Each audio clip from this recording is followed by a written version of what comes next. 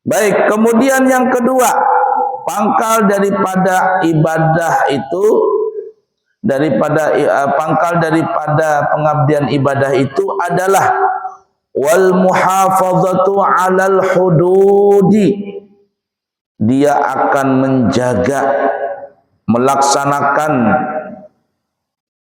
akan segala hukum-hukum peraturan Allah Ta'ala.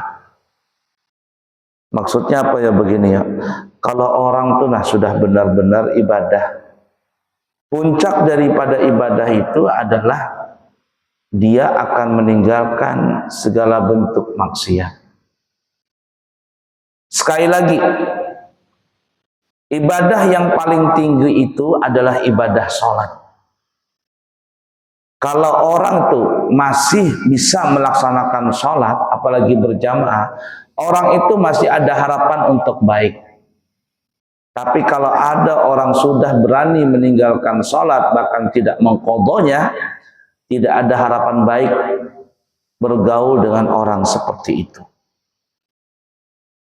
Oh, tapi gimana? Ada orang sholat, tapi juga suka maksiat. Ada orang sholat, tapi juga korupsi.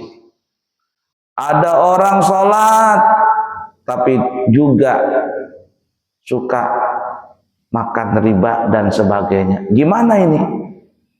Jawabannya adalah berarti orang itu belum sempurna dalam melaksanakan sholat. Perhatikan ya, Allah Subhanahu wa Ta'ala menyebutkan dalam Al-Quran apabila berkaitan dengan salat, itu kalimatnya adalah wa aqimus salah. Kalimatnya iqam. Sama juga kalau orang qomat tuh qad qamatis salah, qad qamatis salah. Qomat. Qomat jar kita, qomat. Iqamah. Iqamah itu artinya adalah mendirikan, menegakkan. Allah tidak mengatakan if'alus salah, kerjakanlah salah. Allah tidak mengatakan begitu. Tapi Allah mengatakan aqimus salah. Dirikan, tegakkan salat. Lalu apa bedanya? Nah, bedanya di sini kita lihat. Kalau iqam bukan hanya mengerjakan, tetapi betul-betul dalam melaksanakan salat itu zahiran wa batinan. Kalau orang itu benar-benar iqamatis salah, maka timbullah dalam hidup dan kehidupannya baik. Sebagaimana Allah menyebutkan di dalam Al-Quran, innas salata tanha 'anil fahsya'i wal munkar. Sesungguhnya salat itu akan mencegah dari perbuatan keji dan perbuatan mungkar. Jadi kalau kita ini betul-betul salat, betul-betul iqamatis salat, kita tidak akan maksiat, tidak akan berjudi, baik judi kartu, judi online, judi sepak bola. Taruhan sepak bola ini siapa yang menang? Tidak apa lagi? Tidak berzina, tidak selingkuh, tidak makan riba, tidak mengurangi timbangan, takaran ukuran. Pokoknya segala bentuk maksiat ditinggalkan. Karena salat itu akan mencegah daripada perbuatan keji dan perbuatan mungkar. Tapi kalau ada orang salat namun masih juga bermaksiat, orang itu bukan mendirikan salat, bukan menegakkan salat, tapi hanya mengerjakan salat. Pergi ke masjid pakai sendal jepit, pulang dari masjid pakai sepatu keluaran terbaru.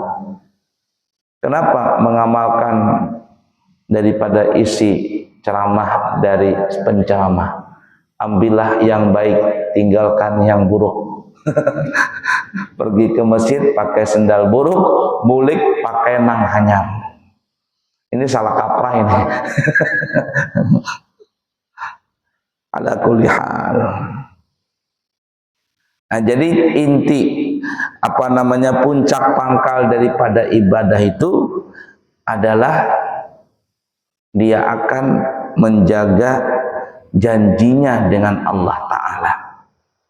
Hukum-hukum dijaga, tidak melanggar peraturan, tidak melanggar apa yang dilarang Allah, dan mengerjakan apa yang diperintahkan Allah. Itu buktinya sudah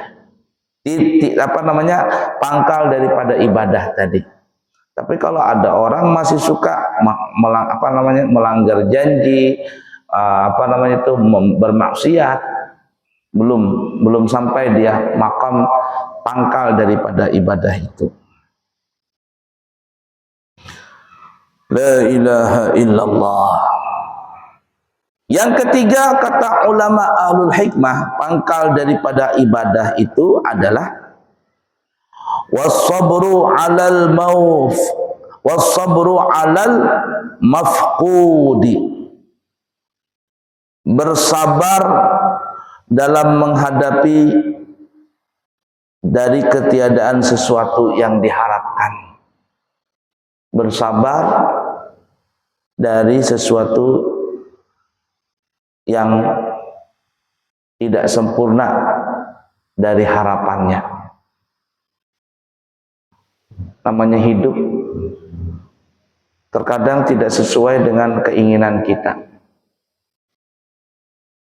Orang yang betul-betul puncak ibadahnya tinggi, bukan tujuan beribadah itu untuk menyenangkan diri dia, bukan.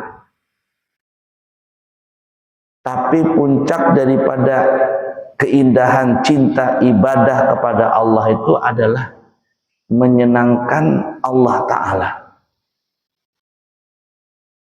Cinta, kalau ada orang cinta dengan seseorang, tapi dia tujuannya mencintai orang itu supaya dia mendapatkan keuntungan dari orang yang dia cintai, maka itu bukan namanya cinta. Ada seorang perempuan, kamu cintakan dengan orang itu, dengan lakimu itu cintakan. Aku cinta dengan laki-laki itu, suamiku itu, aku tidak mengharap apa-apa.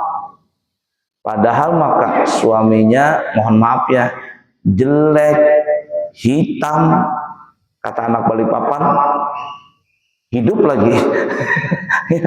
Jelek, hitam, bau, hidup lagi, kata anak-anak Balikpapan gitu tuh. Tapi duitnya banyak. Kata si perempuan ini, aku tuh cinta dengan suamiku tuh, cinta banget, pokoknya cinta mati. Tapi pas dilihat suaminya, mak begini. Oh, ternyata perempuan ini cinta dengan suaminya karena duit. Coba kalau seandainya suatu saat suaminya itu gak ada duit, masihkah ada rasa cinta itu? Itu tuh. Jadi yang namanya cinta itu adalah menyenangkan hati orang yang kita cintai. Kita mengorbankan diri kita untuk menyenangkan hati orang yang kita cintai. Tapi kebanyakan orang cinta dengan sesuatu, kenapa? Karena ada batu di balik udang. Bukan udang di balik batu, batu di balik udang. Ganal udangnya daripada batunya. Kita sayang nggak dengan anak kita? Cinta nggak dengan anak kita? Cinta mati, sayang banget kita dengan anak. Kita seorang bapak rela berkorban, banting tulang, peras keringat, siang jadi malam, malam jadi siang, badan sakit-sakitan, ngojek, bertukang, ini itu untuk anak kita. Setelah anak kita besar, dia kuliah S1, S2, S3, punya istri, atau anak perempuan kita diambil, dibawa sama suaminya, artinya jadi sudah istri. Duitnya banyak, apakah kita pernah minta, nak, abah minta duit, nak, mama minta uang.